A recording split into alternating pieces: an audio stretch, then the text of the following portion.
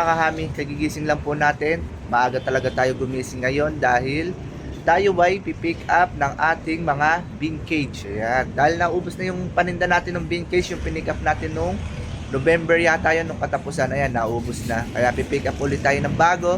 Dahil sa suporta nyo, makakabili ulit tayo ng maraming bean cage para maitinda sa ating TikTok at Shopee at syempre sa ating Facebook page. Ayan. So yun mga kahami, aalis na tayo. Biyahe na tayo, punta tayo dun sa kukuhaan natin ng bean cage. Kasama natin ang aking butihing asawa. Bali sa Dalandan tayo uli pupunta. Samahan nyo ako sa aking biyahe, let's go. So yung mga kahami, bali nakaalis na nga tayo. Ayan, nakabiyahe na tayo. Kasama natin ang ating butihing asawa na si Mitch. Ayan. Ayan, kung mapapansin nyo, busy po si Ma'am Mitch. Siya po kasi yung admin ng ating mismong page. Kung may mga katanungan po kayo sa ating messenger, siya po yung nagre-reply. Ayan. Kasi tayo busy tayo minsan sa ating trabaho. Kaya minsan di tayo nakakapag-reply kaagad. Kaya siya yung nagre-reply. At siya rin yung mga nagpapaship sa inyo tuwing umaga at hapon. Ayan. Sa gabi lang po tayo active lagi.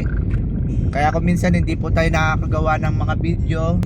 Kaya sa mga umu-order sa atin, kung minsan is hindi po natin na isasama sa vlog, is pagpasensyaan nyo na po. Baka hindi po kasi ako ang nagpa-ship, misis ko po ang nagpa-ship noon kasi minsan nasa trabaho tayo. Ilang naman po pag-hamster po ang ating ginagawa. Ayan, may mga ibang bagay pa po tayong ginagawa, gaya nga po ng aking trabaho. Kaya laking pasalamat ako dahil nandiyan ang aking buting asawa na siya ang nagpapaship. Kahit nasa trabaho tayo, napapaship pa rin natin yung ating mga orders sa ating mga customer. Bali maraming salamat po sa inyong napaka-solid na suporta. Ayan. Bali ang first destination po natin ngayon guys is yung ating supplier ng karton. Ayan, yung pinaglalagyan po ng ating mga hamster. Pinatanong natin sa ating butihing asawa kung meron silang available na karton. Ayan. Kasi hindi natin siya na-contact. Kaya itatanong natin. Tara, labas tayo. So yun guys, marami pala silang karton. Sana makakuha tayo. Check pa nila kung may naka-reserve. Walk-in kasi tayo guys, hindi tayo nakapag-chat. Next destination natin is sa bean cage. Let's go.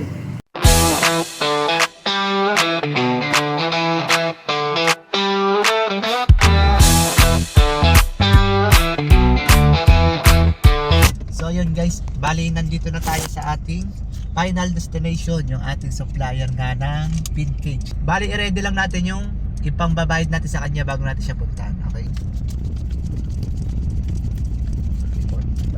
4-5. Ayan guys, tara puntahan na natin, let's go. Ito siguro yung order natin guys. Tatawagin. Tao po.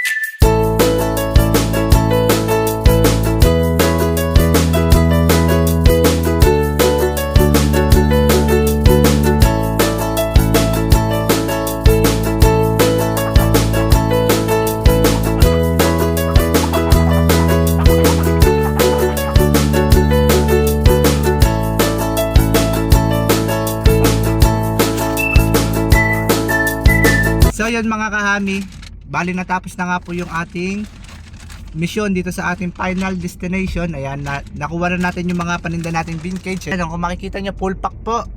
Hindi po nagkasya kaya nagtali pa po tayo doon sa taas. Baka biglang umulan kaya magmadali na tayong umuwi. Ayan, baka mabasa pa yun nasa taas. Let's go.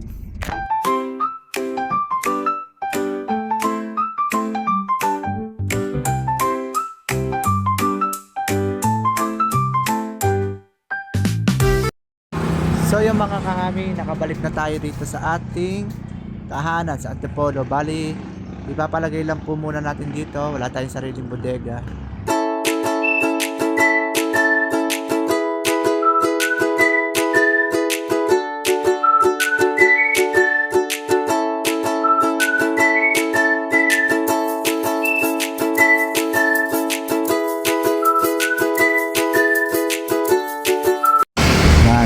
magdala lang tayo ng onting stock natin sa bahay.